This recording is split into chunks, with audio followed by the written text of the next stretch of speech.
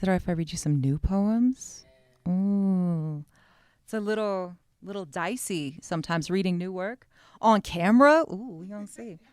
I'm gonna give the caveat that these poems might change. So if you're watching this, these are unpublished, and we're gonna see how this goes.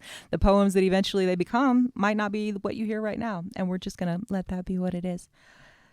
Dear Denver, I have always been misplaced.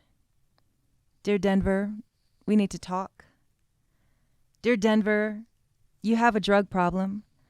Just yesterday morning, the brunch spot had a glowing neon sign over the bathroom doors. Please don't do coke in the bathrooms. Denver, you have always been a drunk. Just when I came out of said bathrooms, 2 drunk women, strangers, approached me saying they wanted to make out with me. It was barely noon. It's still a pandemic going on, Denver.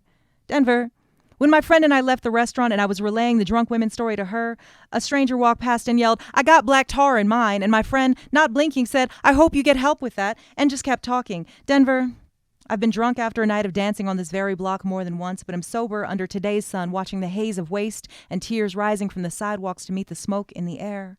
Denver, I sat on a patio with friends the other night for the length of 2 slow cocktails and recalled no less than 5 stories about times that changed my life just about the block we were on. Dear Denver, I have good stories about almost every block, some of them living, some of them not. Dear Denver, I've lived here a long time now.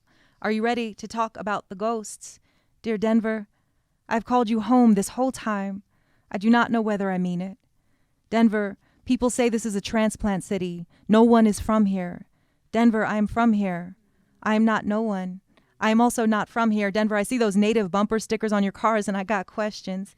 Denver, I've never really lived anywhere else. Denver, I have so many stories about Colfax alone. I mean, once, while waiting for the number 440 bus on the southwest corner of Colfax in Colorado, a man ran across the street to hand me a bouquet he had just bought from the flower man on the corner. Remember, there used to be the flower man on the corner, and told me I was the most beautiful woman he'd ever seen, and it was heavy and sweet, his earnestness, but I had a boyfriend then, and so it ended there. Dear Denver, I know you call it a development project, but I can't hear Sand Creek without thinking about the massacre.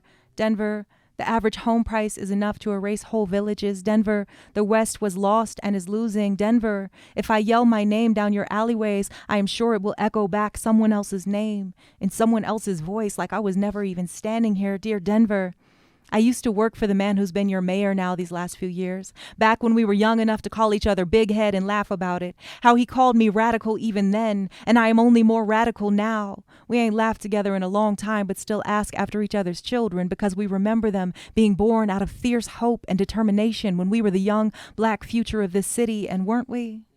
Dear Denver, is the black future an exodus or an exile?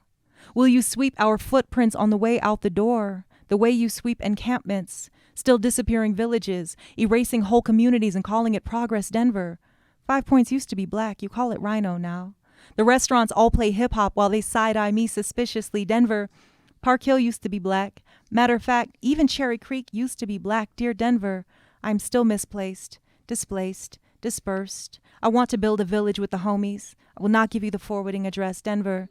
I'm not afraid of progress. You've always been a little cold shoulder comedy, but I found your soft places, found my people here, can easy picture a place for us in and beyond your borders. Remember when we were housed easy?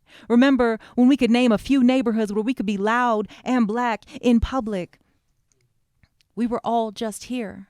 We were all here. We were here. We were here. Denver is a ghost town. We were here. To be a medium is to weep. We were just here often. We were all just here haunted. We were all here. You don't see all these ghosts. We were here walking their dogs and sipping $7 coffees. We were knee deep in the memory on 26th and Downing where the back window got smashed in by a desperate stranger, on 28th in California where somebody knows your name, on 23rd in Newport where people know your people, on 28th and Birch. We were hooty hooty at the door, ghosts too slick to hold cold on 29th and Welton. Got the roof so sharp on 37th and Colorado Boulevard. Act like they trying to poke God in the eye. On Stout Street, building rooftop decks to look down on would-be neighbors. We were sweating out perms, cackling into mirrors. We were here. What becomes of a city with dementia this severe? We were just here. You forget or never knew. We were all just here. People used to live here. We were here. And before that, buying buffalo fish when it came in fresh.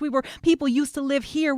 Yes, you are breathing in bones. Even we were on First and Jackson, and we were people who had names, trying not to let the grease run on 29th and Fairfax. Hot Lincoln catfish sandwiches on 11th and Birch, which is natural. Migration is natural. On Martin Luther King Boulevard, it is the erasure. On 34th and Cook, it is the gleeful self-congratulations. On 27th and Larimer, an affront to all things holy. Have you heard? This land is holy. On 25th and Ash, don't you feel the weight of neighbors all the color of bone now? Don't you feel the sinew snapping? I hope the spirits of this land remember the dead. We were people who had names. On 33rd and Holly and 22nd and Curtis. We were here, many of them still known. On 36th and Clayton and 25th and Williams.